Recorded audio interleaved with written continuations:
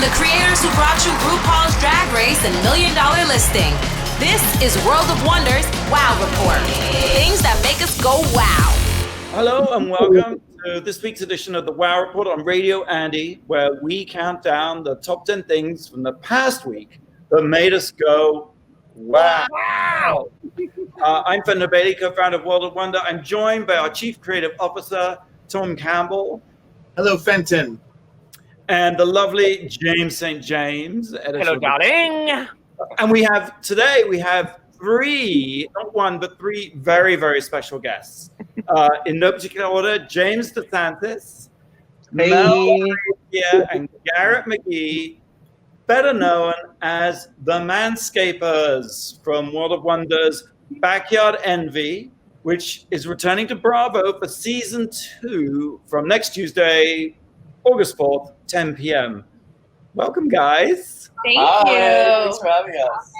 Let's start with the countdown. Number 10. Number 10. It's the Manscapers. Yay! Everything there is to know about this new season of Backyard Envy. It's in second season. Yep. Bravo. How long ago did you shoot it? Tell us everything. Come on. It's been over a year now. Has it? No, we wrapped a year ago. We wrapped a year. Started last April. So it's been a year. You're not wearing masks. No one's beautiful face is covered. No, Wait, thank God. You literally finished filming a year ago, and then it's been sitting in the can since then? Has that been driving you crazy? We finished in September filming, and then we did pickups until January, and then we were still doing audio interviews until April, I think. So it's been done for a minute for sure. It's not a live stream, James. It's a television show. It's produced and edited. Plus, there's a lot of CGI now. Oh, I don't care. We're just impatient. No, but I love that your show comes out in the summer. I think that's the thing everybody loves. It's kind of a great burst of green, and it makes you feel it's nostalgic now because it's New York in the summer when you could walk around and see people and do things. Right. I know. And honestly, it couldn't come at a better time because everybody wants to redo their outdoor space now. Oh, I'm sure. Yeah, everyone wants to be in their backyard, create a little staycation moment. Mm-hmm. So I think it'll be good. Yeah. Well, now, if you started filming again for season 3, what do you think it would look like, and how would you do it? Well, You guys thought about this? I think you guys would be better to answer that question, right? I mean, we have thought about it. We lost James to LA in November of last year. We've stuck it out in New York, and we've expanded our business. But if we did film, we could do fall or winter in LA, and all 3 of us there. We could do that. I don't know the logistics of filming right now, what that would look like, but we would definitely, move ourselves to LA and give it a try. During this COVID time, why is gardening such a thing? Why do people suddenly want to garden? I think people want to feel really active and they're at least doing something, but also checking off something on their checklist. I worked today, but I learned how to make sourdough bread. It's exactly tactile that you can move because you feel alive and you feel connected again, but you aren't exerting yourself too much and you aren't interacting with other people. And you're able to just get outside. I mean, I think people are tired of being cooped up inside. So it's how do I get outside and how do I do it safely and beautify my space? It's a lot of parents reaching out to us right now, being like, oh my God, I can't spend another day inside with my kids. How do I get them out?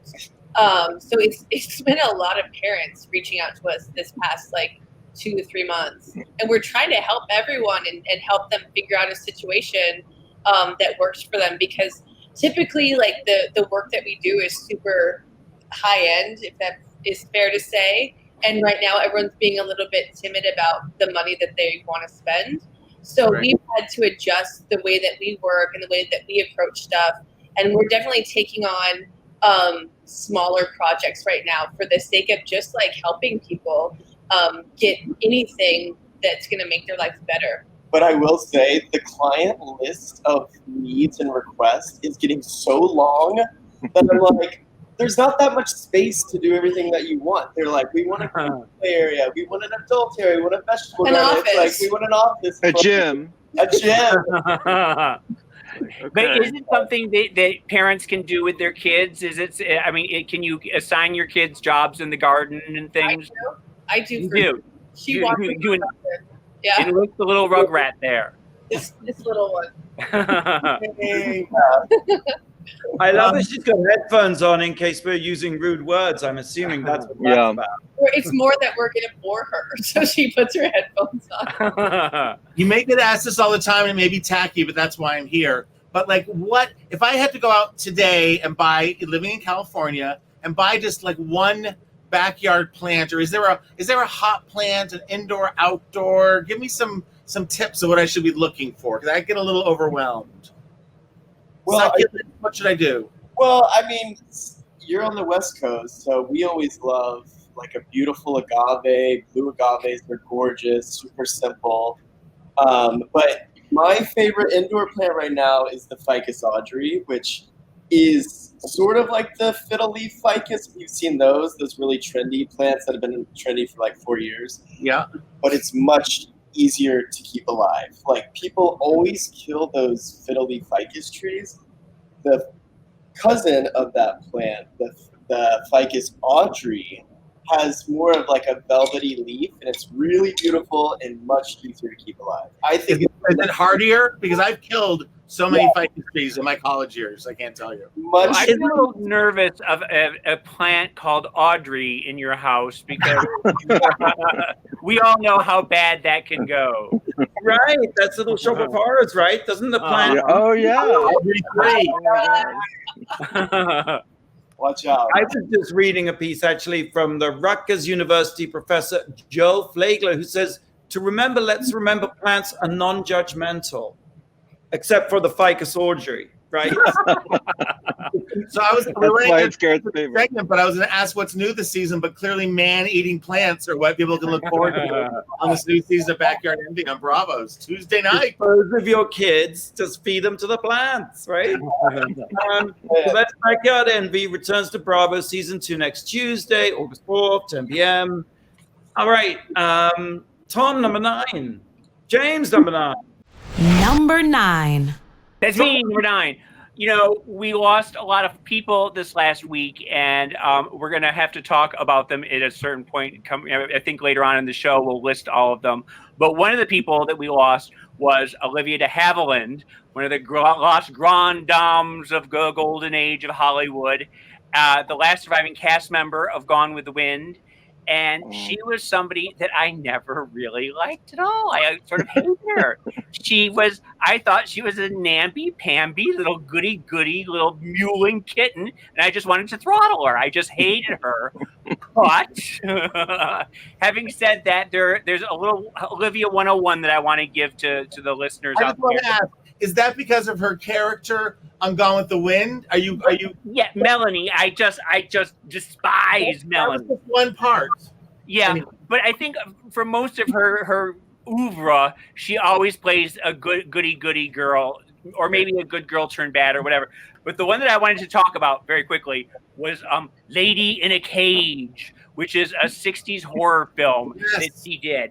And she plays this sort of grande dame who has a mansion that has an elevator that goes up and down between the floors. And it's sort of like a bird cage. And one night she's in the bird cage descending to the first floor, and there's an electrical outage, and she's stuck dangling like 14 feet above the floor. And she has twisted her ankle so she can't jump out. And she's trying to push this button. She's throwing shoes at this button to alert the police that she's, in trouble. And she hits the button, and the police don't hear it, but a gang of juvenile delinquents that's roaming the streets finds out, and they break into the house, and they proceed to just terrorize her. Yeah. Tom. Wow. Oh, and they're dangling from the cage and they're grabbing at her ankles and she's screaming and they're screaming, and it's like for an hour and a half they just proceed to psychologically torment this woman, and it is so good. And if you get a chance to watch, it's James Caan's first movie. He's like sort of this young, hairy, shirtless ruffian, and he's the main tormentor. And so if you're gonna do Gone with the Wind. If you aren't going to do Gone with the Wind, then start with Lady in a Cage and work your way back to Robin. James, why do I imagine you every morning now waking up by throwing your shoe at like the alarm clock? I get into my giant gilded cage and descend it up and down in my studio apartment. Interesting fact, James. Men in Tights, Robin Hood Men in Tights, was written by always. Evan Chandler and Geordie Chandler. Geordie Chandler being famous for the boy who had the affair with Michael Jackson. Yeah. Oh, Him and his dad wrote Men in Tights. wow. Oh, anyway, right. we've gone with some from 8. All right, number 8. Number 8. I don't think we've yet come to terms with how our lives are going to have changed in a COVID world. But I was thinking about, like, I was reading an article about how drive-in movie theaters, for example, that were like on the way out, basically extinct, are now back. Night trains, overnight trains. You know, people now don't want to fly and they're going to take overnight trains. And then other things is very, very bad. And for the Manscapes, I want to ask you about ball pits. Do you ever get asked to install a ball pit? Because it seems like the ball pit has reached the end of the road as a thing. Wait, a ball pit. Like at What is that? McDonald's. The ball pit is the thing at like theme Like at McDonald's. McDonald's. Yes, Yeah, play. things that you jump in filled with plastic objects. That does sound She like has- This is a question for Lucia. She has one at her grandma's house, a ball pit. But for Really? anytime we have like I said, we have a lot of parents asking us to do work, and anytime a parent, someone a thing for my kid, a vegetable garden, a swing set, we're always like, okay, but we're going to order a really cheap one and we're going to throw it away very soon. We don't want to commit a lot of space to like ugly bullshit like that. So yeah, I mean, I have a kid, so I can say that. I buy her real cheap stuff that I know that is going to go away soon. So ball pits, yes. Permanently, no. But wouldn't a ball pit be like a big COVID sticky? Like I just feel like the more kids in it, the more germy it's gonna get. Ugh. The 3 C's. That's why you put your own private Do one. kids still Right. Okay. I The did private sense to your point that now that there's the drag queens have started doing shows at drive-in theaters, and people drive in, stay in their car, and the drag queens just walk around the cars and collect tips. But they don't actually like interact with them, and they just roll their window down a little bit to give it to them. Yeah. It's amazing, like how great it is going to be for drive-ins, you know. And I keep on thinking about those McDonald's play spaces that they have at they're closed, and I don't think they'll ever reopen. And the ball pit industry is trying to think how they're going to come back. I have 2 things to share. Personal ball pit. They've invented like the drive-ins, like drag shows, cute, movies, cute, but I've seen DJ setups where people are having full-on like dance parties inside their car. Isn't that how the chain smokers got in trouble? Yeah, in the Hamptons. Yeah. Ugh. No, I can't do it. Blake, do you have a question for us? I do have a question. It's a little tie-in with when the Manscapers were talking about more people spending time in their backyard, and you talking about COVID's unforeseen consequences. So, what famous toy made by Whammo that debuted in 1961 has seen a huge sales spike of 180% since April? Oh, I know what this is. Okay. I think all right. You're listening to the Wow Report on Radio Andy. We'll have the answer for you right when we come back after the break. I will just tell you, Drag Race UK's Cheryl Hole welcomes 2 former Pussycat Dolls, Kimberly White and Ashley Roberts, on this week's Girl Group Gossip podcast, which you can find wherever you find your podcast. New episodes up every Thursday. All right, we'll be right back after the break. It's the Wow Report on Radio Andy. You're listening to World of Wonders Wow Report. Things that make us go wow. All right, welcome back to the Wow Report. I'm Fenton, here with James St. James and Tom Campbell and the three Manscapers, James, Mel, and Garrett. Your new season begins next Tuesday, August 4th. It's very exciting. Oh my Very. God. Blake, you had a question for us before the break, right? Yeah, I'm talking about people spending more time in their backyard and unforeseen COVID consequences. This toy made by Whammo that debuted in 1961 has seen a huge sales spike of 180% since April. What is it? I know this. Pogo sticks. What do you think? What do you think, Fenton? Cheer pads. No. Yeah, can I say it? Yeah, Slip and slide. that's it. Yeah. Oh. I think I read your same article that you did. They're sold out everywhere. I would Really? like to have one when I was little. I think like they scraped my belly button or something, and like my mother. Well, I think there's a complaint that the plastic is way too short, and you end up skidding halfway On the across grass. one. Yeah. So it went a shortage of toilet paper, then hair clippers, now slip and slides. Yep. Got it. But not ball pits. Not No bullpits. All right, we're getting into something that made us go, wow, we've reached number 7. Number 7. James said it earlier. We have lost a lot of really big people this week, big names, and they're all very important. And I'm not trying to pay more attention to one or the other, but one that really touched me, somebody that brought me a lot of joy when I heard he passed. He's old, and I wasn't surprised, but Regis Philbin passed away this week. It's sad. I loved the Regis and Kathy Lee. That show was on for 15 years. They kind of invented a genre of daytime television. I love them both. Regis was a prince. Reg, and it was like warm memories filled. Again, like, not that it's ever a good time to die, but it wasn't surprised because of his age. But I just thought, like, very few people have made me laugh and smile as much as Regis Philbin has. Do you guys have any memories or thoughts about Regis? Oh my God.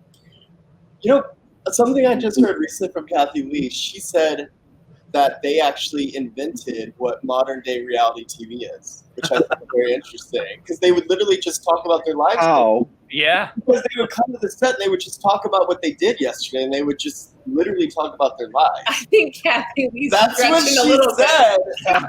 I mean, she was the queen of oversharing. I remember that she would talk about Cody and Cassidy, and it was just shocking that these kids had to grow up with their mom just blabbing about every bowel movement and hangnail that they had. It was, but I always remember coming home from after hours clubs in the 80s and turning on the TV, and that's how I would sort of go to sleep, was that I would watch Regis and Kathy Lee, and then there would be a Love Boat episode right afterwards, and that's my 80s right in a nutshell. But I think that they were saying that he had logged in more hours on TV than anyone. Of live television. Yeah. And of course he had Millionaire, and he had a long career. He's like Betty White, 50 years. But it was those Regis and Kelly was great too. But Regis and Kathy Lee, I worked in daytime around that time, and it was super special. And they'd make you laugh and get you angry. And he was a special guy. I have found out through Regis lived in a world of before we were so divided. But I think he's a big Republican, maybe a Trump fan. But I'm not going to I think they're friends. Don't What? work that. I think they're friends because Regis lived in Palm Beach too. Yes. But everyone was friends with Trump because when he was just a billionaire, like it's the political stuff that bothers me. But regardless, he made good TV back in the early days. He was always shocking and. Yeah. But aren't most 88-year-olds Republicans? I guess. God, Like- let it happen to us, you like, guys. Come on, make a pact. When you're 88, it's like, you know. Make a Well, especially when he's probably in that tax bracket where it benefits him. So God bless, whatever. I feel like without Regis, there wouldn't be The View. There would, a lot of the comfort and joy that show. Because the thing I'll say about daytime is there was a tribute on live with Brian and Kelly, and it wasn't very good. Like there weren't great clips. You can't really necessarily in sound bites or little clips sum up what Regis gave you, because it was the continuity, it was the friendship, it was the long stories with the silly endings, and it is that kind of television that's companionship television. And I'm just lonely enough with living with cats that's very important to me then, very important to me now. Rest in power, Regis, right? Number 6, James. Number 6. I watched a documentary on HBO called Showbiz Kids about child stars, and it's by Alex Winter from Bill and Ted's Excellent Adventure, who knows a thing or two about being a child star. But it's sort of like, it's the history of child stars and the problems they face, and it's all the stuff that we know. But it's interesting because it starts off with baby Peggy, who died in February. We talked about her on the show, where she was the last remaining silent movie star. And she started her career at age 2 in 1920, 100 years ago. And by 1924, she was a has-been. So for the last 96 years, she's been a Hollywood has-been and hasn't been able to book a job. And she's was 102 years old talking about the problems of being a child star. And if anyone knows, it's baby Peggy. And then they do a lot about the tragedies, the what do we call it? The Different Strokes kids, River Phoenix, Corey Haim. You get all of those. There's a whole section about being sexualized as a young girl, in which Jodie Foster and Natalie Portman and Sue Lyons from Lolita and Brooke Shields, they talk to all of them, and then they talk to some of the boys who have been molested by their managers. It's harrowing, and it's stories that we know, but to hear these kids tell the stories, it's heartbreaking. But you're at the edge of your seat. There's you hear the stories of Shirley Temple and Natalie Wood and Elizabeth Taylor, but then you also get the Stranger Things kids and Shia LaBeouf. Everybody is in this, and it's just absolutely fantastic.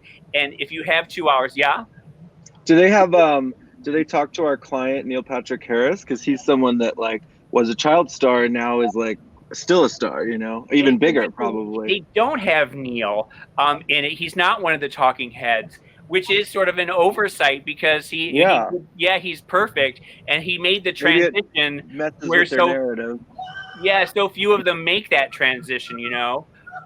One of the people they talk to is David Henry Thomas, the little kid from E.T. Elliot from E.T. And he just talks about how the minute he turned 13, nobody would look at him because he wasn't cute anymore. And he would go to auditions, and they would come out and sort of give him an eye, and then run in and whisper about him. And then they'd be like, sorry, we aren't interviewing today. They knew it was because he wasn't cute anymore. And it's so hard to do that. Were there any stories that were absolutely positive? This was a great experience for my kid, and our life turned out wonderful. She's asking for a friend. A couple of them. Evan Rachel Wood is somebody who managed to make the transition, and she's got her head together. Will Wheaton is somebody who has a whole different career now, is like a nerd god, and he can look back on it. Mara Wilson, the little girl from Matilda, she is somebody who went through a rough transition, but now she's a writer, and she's happily out of the business, but she seems like a lovely girl. And so there are some people who have done it, but then you have your Todd Bridges and your Lindsay Lohan. Yeah, Lindsay, definitely. Poor Lindsay. That's Showbiz Kids, which is on HBO. So I have a movie, number 5. Number 5. Have you heard of this movie, Archive? It's like Aliens. Well, it's robots. It's a sci-fi movie. Yes, it's a sci-fi movie. This guy, Theo James, I love Please. Theo James. So Oh my God, he's cute. so handsome. James, So you handsome. have to watch this because if you like Theo James, it's a Theo James fest. I mean, he's fully clothed, but it's basically just him and a few robots. And Wasn't so he in Divergent? Where wasn't that was his big series? Yes. Yeah. Yeah. Mm-hmm. and this film is like it's like a sort of dream. It begins.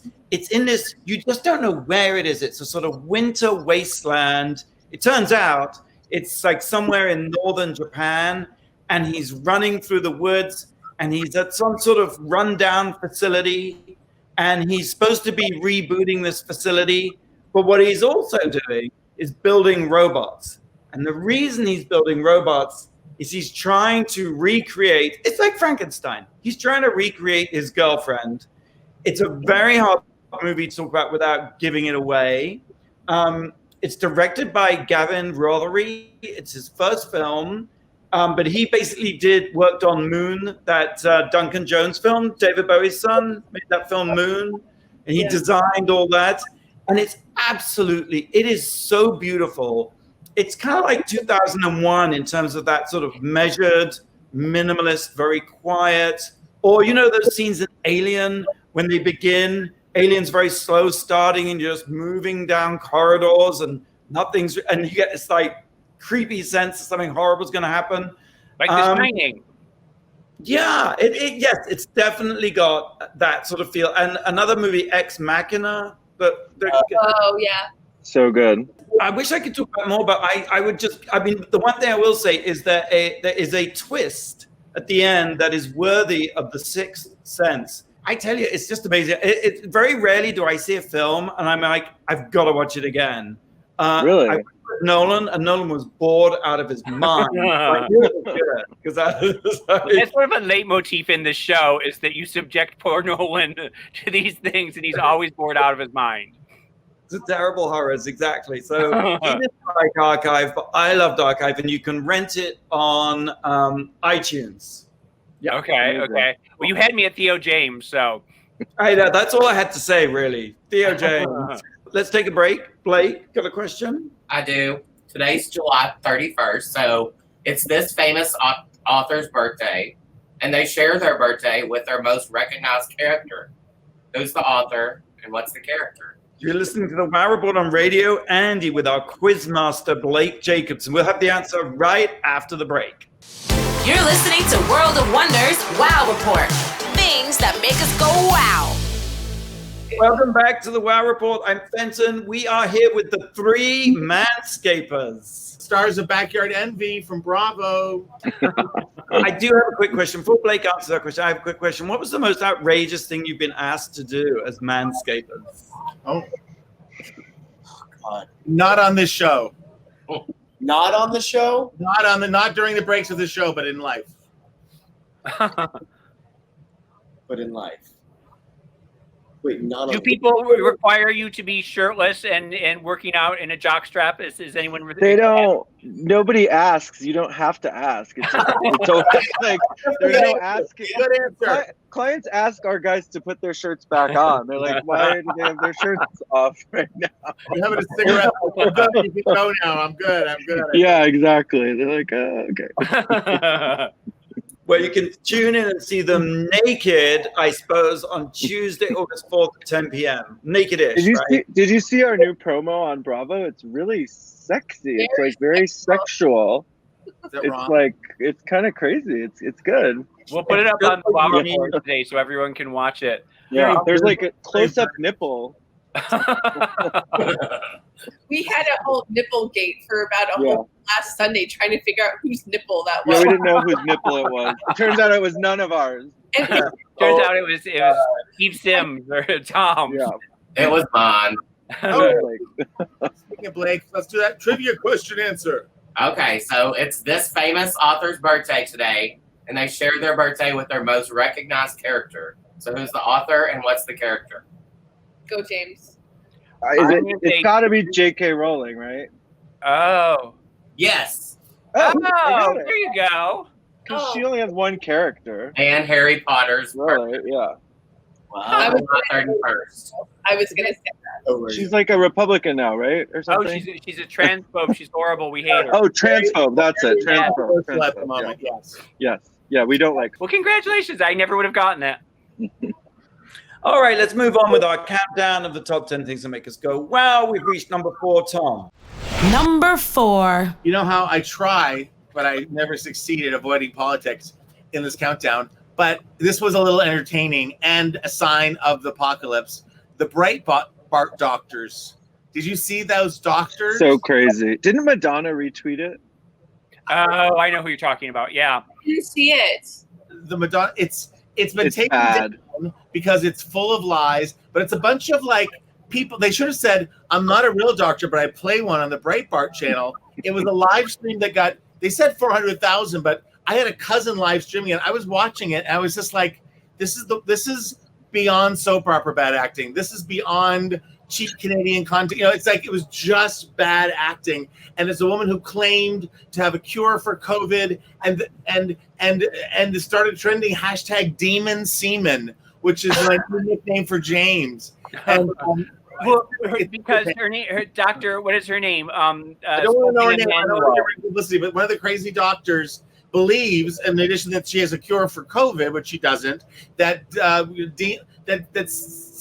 demons, like you have sex with them at night and they cause illness and homosexuality. The crazy thing is, I have relatives, so I know I'm not alone, who believe this.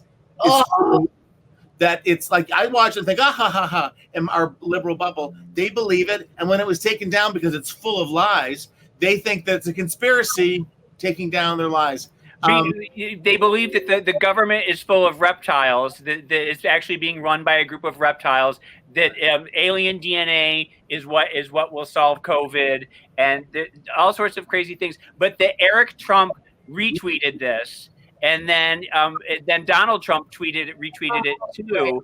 Oh, and God. So they both got taken off Twitter, or no, Donald Trump Jr. got taken off for 11 hours, but then Madonna retweeted it and said that this woman is her idol. And so, like, So weird.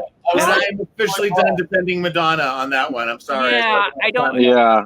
She What really is going on with her that she would say it? It's just so odd. I mean, I like her or loathe her. She doesn't seem to be a completely loony person. But she is getting a little loony, I think, in her old age, or something about the pandemic. Because remember when she would test, she said she tested positive for COVID, and so she said she was going to drive around and breathe in COVID air to get it more. Yeah, she's Remember she did that a couple months ago?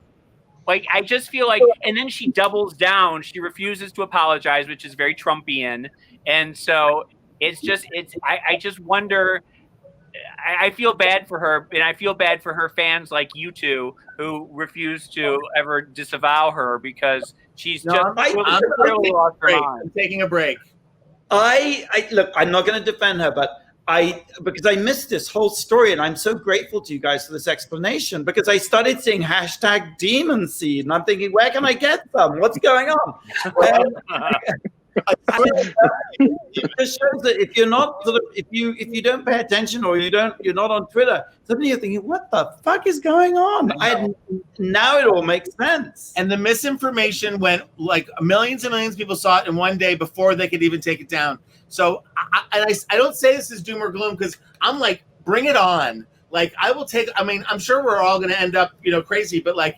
I posted something like, so God forbid you become really sick. Are you going to go to John Hopkins or the Breitbart Doctors? You know what I'm saying? Like, it's like people just want things for their own convenience. But, we're fighting insanity among our own families, among our own pop idols. So we'll see where it lands. But I will just refer you back to the singularity theory of all conspiracy theories, which we talked about last week. Is a fabulous article on Vice News that talks about how all these conspiracy theories, having been in their own separate lanes, are now converging into one mega epic pandemic of madness, I think. Well, I just wanted to remove when Bill Barr's testimony over the last week, when he was testifying before Congress, and he mentioned just offhand something about pizza delivery, which is a QAnonymous thing about child molesting rings out of a pizza parlor that Hillary Clinton was supposedly involved with.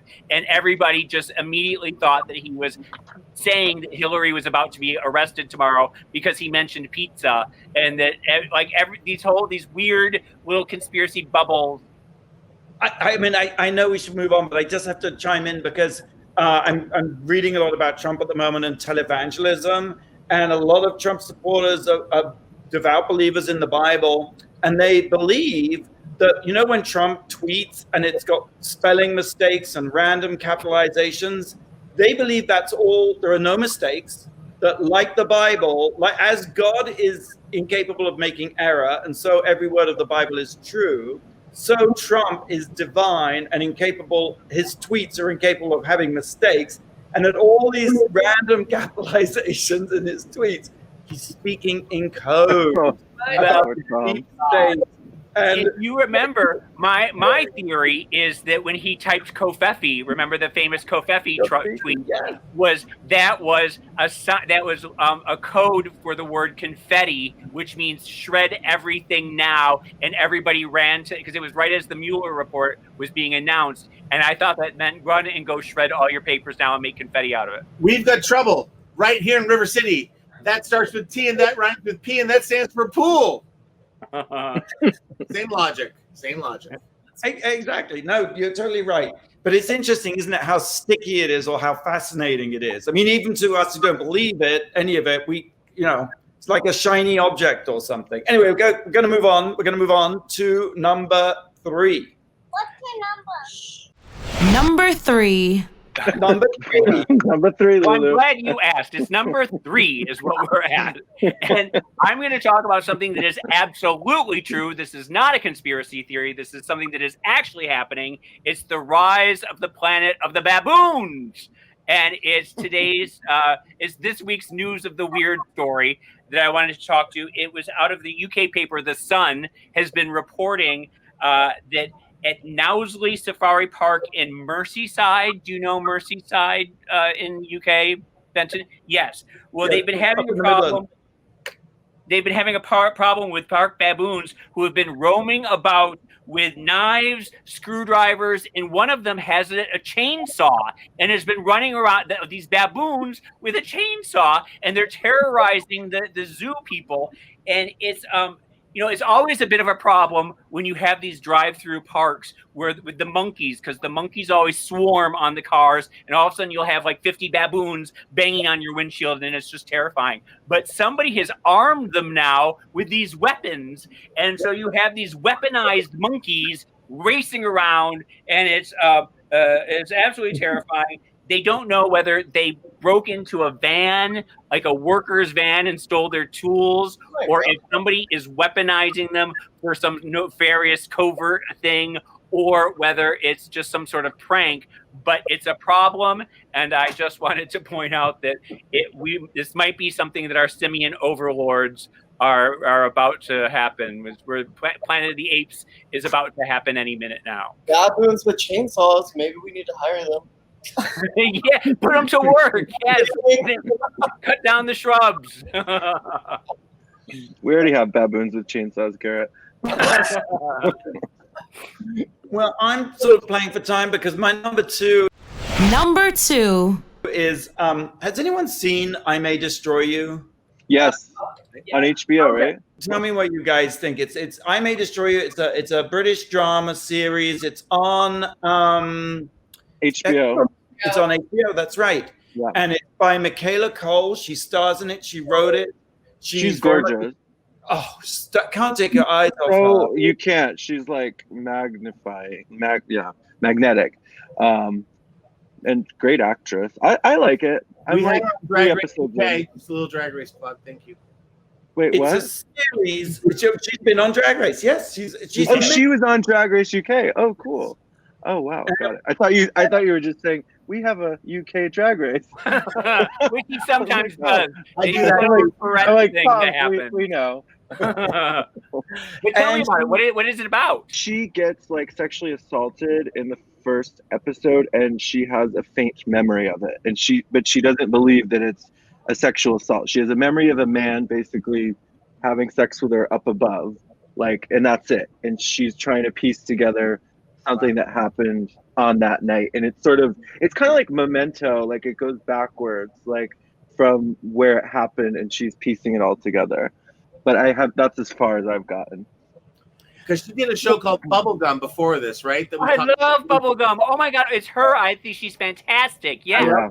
I loved her on Drag Race. I loved her as a person and her presence. I haven't seen this yet because it sounds like a lot, but it's a lot. I hear it's amazing, and I hear the business behind the scene thing is Netflix wanted it, but she held out and did it with HBO so she could own the property. And I love it's such a personal. I'm told it's such a personal piece. It couldn't, it's not manufactured. It's a very authored, curated kind of idea.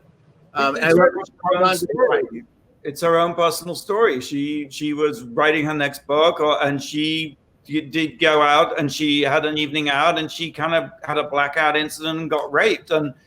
But it's really intense. I'm about 6 episodes in. I just don't know how I feel about it. Like, it's brilliant. There's no question it's brilliant, but it's like, I find it watching every episode, even though they're only like half an hour long, it's just so traumatic and not. Well, now, did you get a chance to watch Euphoria, another HBO show that was very dark and you watched it? Yeah. Yeah. And what did you love that? I mean, it's very different. The style looks the same, but Euphoria had like more of a lightness to it. This is very heavy. I'd heard Euphoria was really dark, and you're saying there was a light. I know. Compared to this show. I get it. So. Well, there was that Mark Ruffalo one that was just out, where he plays the twins. That was an HBO thing. Yeah. Well, that's very hard to get through too. It's mental illness and dealing with it in your family, and I can't get through. You watch an episode, and you want to go cry in the shower for an hour. Yeah, it seems like HBO has like either that or like Bob the Drag Queen, Eureka, and Shangela in the desert. Like, it's a little schizophrenic. Very like a tearjerker too. Well, has anyone had any repressed memories ever? If you ever, is anyone here? The list is, I don't think I have. No, I don't think I have. Just recently, I was in the shower, speaking of, and I thought that I had one. And I've been asking my family if something happened when I was a kid, and I can't get a definitive answer out of them. And everyone is acting like I'm crazy, but I had a weird, like, something about the pandemic and just being inside my head so much. All of a sudden, I'm like going through my childhood with a fine-tooth comb. You know? I see your next book. It's all coming out. All right, let's move on. That's I May Destroy You on HBO. But I want to get we're doing a T-shirt. Person, man, woman, November. It's a T-shirt for sale now in WOW's online store. 100% of the proceeds are going to the National Coalition on Black Civil Participation. So you just go to the store.worldofwonder.net, and if you put in the code Emmy, because of our nominations this week, you'll get 13% off. So yay! Hey, awesome. Woo! When we come back, we'll reveal the number one thing that made us go wow this week. You're listening to the Wow Report on Radio Andy. You're listening to World of Wonders Wow Report. Things that make us go wow. And welcome back to the Wow Report. I'm Fenton, here with Jane St. James and Tom and the Manscapers, whose series returns to Bravo on Tuesday, August 4th. So, what was the number one thing? Oh, Tom, this is you. Before we go to number one, I just want to say, because I know that the Backyard Envy folks are big RuPaul's Drag Race fans, and we're thrilled and excited that this week the Emmys were announced, and we got 13 nominations for RuPaul's Drag Race. So, congratulations, guys. That is a testament to the queens, an amazing season. The crew and queens finished the show, COVID from home, from their home, with computers and sending us footage. So it's really, we won a couple of them, but it's like, it's always an amazing for this big gay boy who grew up as a little gay boy to know that there's a show like Drag Race, which is so unabashedly queer. Amazing. It gets that kind of recognition, and just knowing that we're, we got, all it means is we have one more year out of that. So that's good. I think and Benson was saying that this year the Emmys are going to be very different, that you don't have to dress up because they're doing it from home, right? I hope so, because I don't have anything that fits my waist anymore. Just Same. But number one, Number 1. and I'm not trying to lump them all together. So many people have passed, and there's two that we want to mention. We want to pay honor. One is Lady Red Couture, who was a local LA drag queen, kind of living legend, best known maybe, or most popularly known as a regular on Hey Queen, which is a digital show that also plays on Netflix, where Johnny McGovern interviews all the great drag queens, including the Drag Race queens. And I don't know the circumstances. I've just read the obituaries, and she was omnipresent and had a lot of love and really, really beloved. Yes, especially within like the LA community scene, and she was she's such an ally for Drag Race. Hey Queen is somebody that has always been supportive of the queens, of the Drag Race girls, and she's somebody who was a larger than life personality. She was a big, brash, beautiful, fabulous character, and it was came out of the blue, and it's very sad, and we all tip our wigs to Lady Red Couture.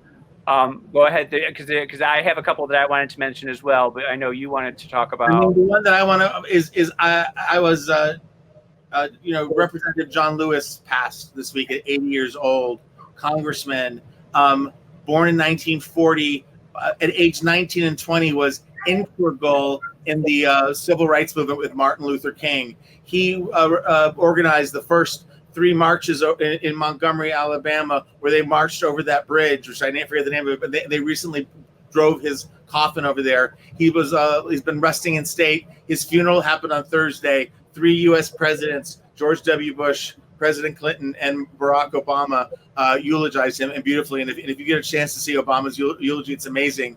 There's also, and I was going to read it to you, but I won't take up the time. But in the New York Times on Thursday, July 30th, he had written an op-ed piece, Representative John Lewis, that he wanted to be published the day of his funeral. And what's amazing about him is I can't believe I knew about him, but I didn't know enough about him. So what are we going to do about that? How can we educate ourselves? Maybe I have spent too much time listening to the Kardashians, and I need to know a little bit more about our history. But I think of the civil rights movement, Martin Luther King as another generation. This guy spanned these generations. And if you read his op-ed piece, he is so full of hope and optimism about a cause, Black rights and civil rights, that he goes, they're not progressive. They go up and down. They're fragile. That you need to. They're in action. You have to constantly renew. And the fact that in his final words, published the day of his death, he's still optimistic and still inspires me. Wow. Again, I could focus a lot online and all the crappy stuff, but I'm going to choose to focus on John Lewis, who says you need to get into trouble, the right kind of trouble. And we need to shake shit up and do something about it. And he spent his whole life getting into the right kind of trouble. Just a magnificent man. Jennifer Holiday. Just before you go on, Jake, just to chip in, Dawn Porter directed a great documentary all about him called Good Trouble. I think you can stream. It's streaming now. Apple. This weekend, yes. Yeah, which is amazing, prescient timing. I guess he probably knew his days were numbered, as all our days are, but it's a fantastic documentary to be able to see. A life. I wanted to very quickly mention that Brigid Berlin had passed 2 weeks ago, that we didn't get a chance to talk about, who was one of the great Warhol superstars of the 1960s, who was just another great character, just another big body, brassy woman. And she, I think we should talk about her at some other point. But John Saxon was an actor who died from the 50s, 60s, and 70s. He was in the Nightmare on Elm Street movies. He was in every horror film, and he was such a handsome He man. started off kind of like a Rock Hudson, right? He was one of those. Yeah, just a big hairy-chested 50s, sex symbol, and he managed to just be in every movie, every TV show for 50 years. Also, Kansai Yamamoto, who was a designer in the 1960s, and he was responsible for Ziggy Stardust Bowie looks crazy. Yes. Those big hats that he did a lot of the Ziggy Stardust stuff. And also yesterday we lost Herman Cain, and who had died of COVID after being at the Tulsa rally, the Trump rally, and saying that it didn't matter, wearing masks was not important. And that's sort of a less than 2 weeks after Republican Herbert Cain, former presidential candidate, attended that Tulsa rally without a mask on. He contracted COVID and it killed him. So that's sort of interest. Killed by liberal hoax. Killed by the Democratic hoax, which I just wanted to. You should have called that doctor. Exactly. Just get some demon semen and you're going to call it.